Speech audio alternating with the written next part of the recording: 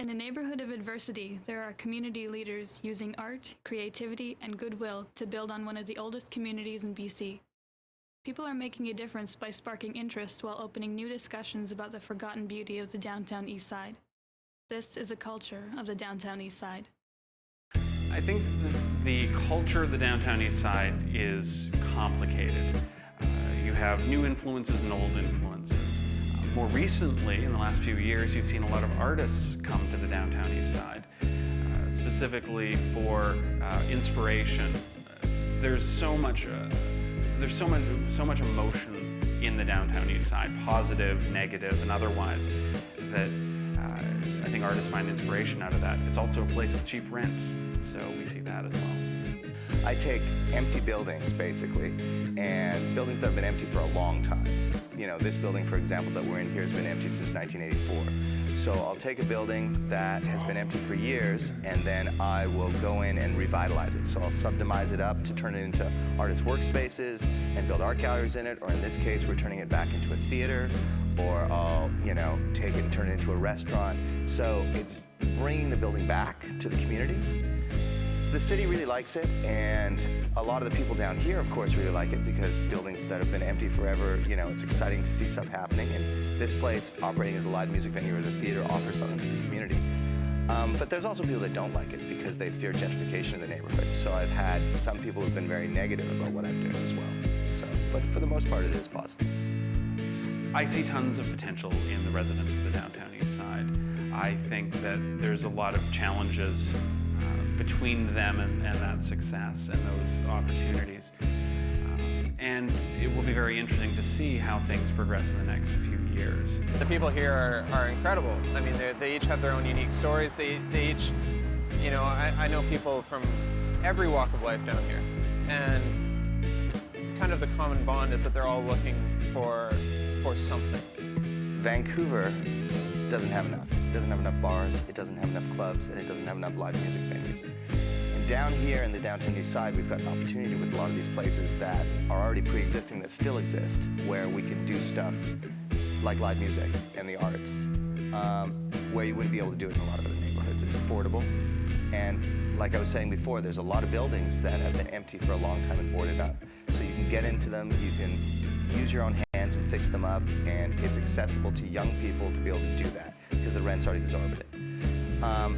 And it can change the whole street. You put an art gallery in a street and it can change the whole perception of how somebody experiences it when they walk down it. You walk down a bunch of boarded up, buildings, and then all of a sudden there's an art gallery right there, and it can brighten your whole day. And that can have nothing but a positive effect on the neighborhood. My name is Christian Nicolay, and I'm an artist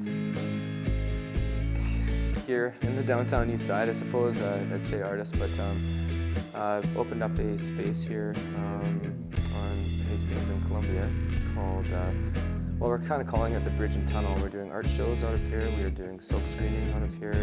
We've had fashion shows, mixed industry events, music events. Some of the reactions that we've had in this area since we've opened this space have been very positive, actually. A lot of people, walking like, wow, this building's been closed down for 15 years, and it's art in here, it's art shows, because on this block we have convenience store,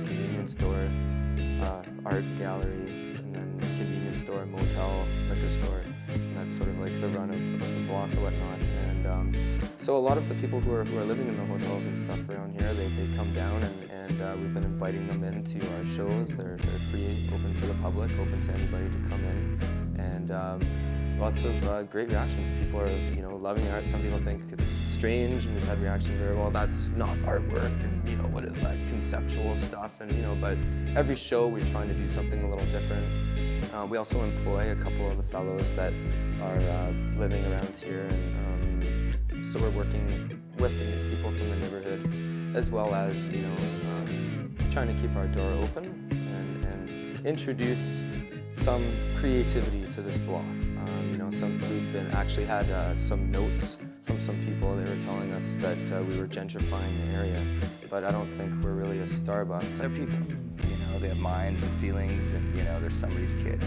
And more stuff that happens down here and more people that come down. I think if you just come down to the downtown east side, you realize that it's not quite as frightening or as scary as you may perceive it when you're just driving through and seeing, somebody doing a cracked out little dance on the corner of Main and Hastings.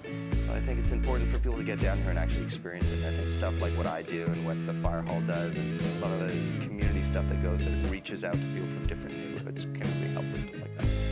The downtown east side culture is something that's really unique in Vancouver because it's a mix of a lot of different demographics, a lot of different economic levels, a lot of different ethnicities. It's something that I really love. By saying the downtown east side is a lost cause, you're saying that the downtown east side, again, is an issue that needs to be fixed. You're not saying that the people here need love. You're not saying that the people here need a community around them. You're not saying even that the people here matter.